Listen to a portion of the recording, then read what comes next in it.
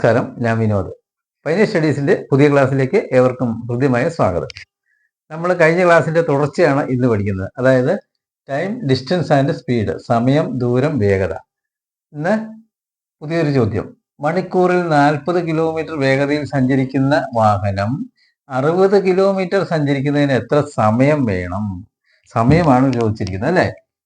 അപ്പം സമയം കാണാൻ ഏതാണ്? ദൂരത്തിനെ വേഗത കൊണ്ട് ഡിവൈഡ് ചെയ്താൽ മതി. അപ്പോൾ ഇവിടെ ദൂരവും വേഗതയും തന്നിട്ടുണ്ടോ നോക്കിയേ. ദൂരം സമയം എത്രയാണ്? 60 കിലോമീറ്റർ സഞ്ചരിക്കുന്നത്, അതല്ലേ ദൂരം? 60 കിലോമീറ്റർ. ശരിയാ, അത് തന്നിട്ടുണ്ട്. വേഗത തന്നിട്ടുണ്ടോ? വേഗത എത്രയാണ്?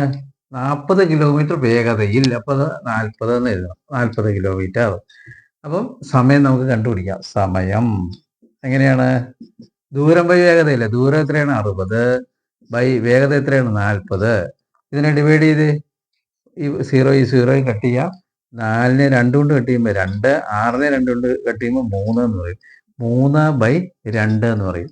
ഇത് പിന്നെ നോക്കണം, ഇത് കിലോമീറ്റർ പെർ മണിക്കൂറിലാണ് വേഗത തന്നിരിക്കുന്നത്, ദൂരവും കിലോമീറ്ററിലാണ് തന്നിരിക്കുന്നത്. അതുകൊണ്ട് നമുക്ക് കിലോമീറ്റർ പെർ മണിക്കൂറിനെ മീറ്റർ പെർ സെക്കൻഡ് ആക്കേണ്ട അങ്ങനെ പ്രശ്നങ്ങളൊന്നുമില്ല. രണ്ടും ഒരേ രീതിയിലെ കിലോമീറ്ററാണ് തന്നിരിക്കുന്നത്. അതുകൊണ്ട് അതിന് മാറ്റങ്ങൾ വരുത്തേണ്ട ആവശ്യമില്ല.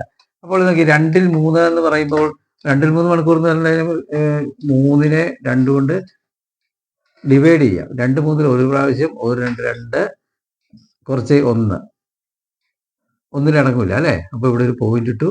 10 10ൽ 2 എത്ര പ്രാവശ്യം ഉണ്ട്? 5. 1.5 എന്ന് വെച്ചാൽ 1.5 എന്ന് കിട്ടി, അല്ലേ?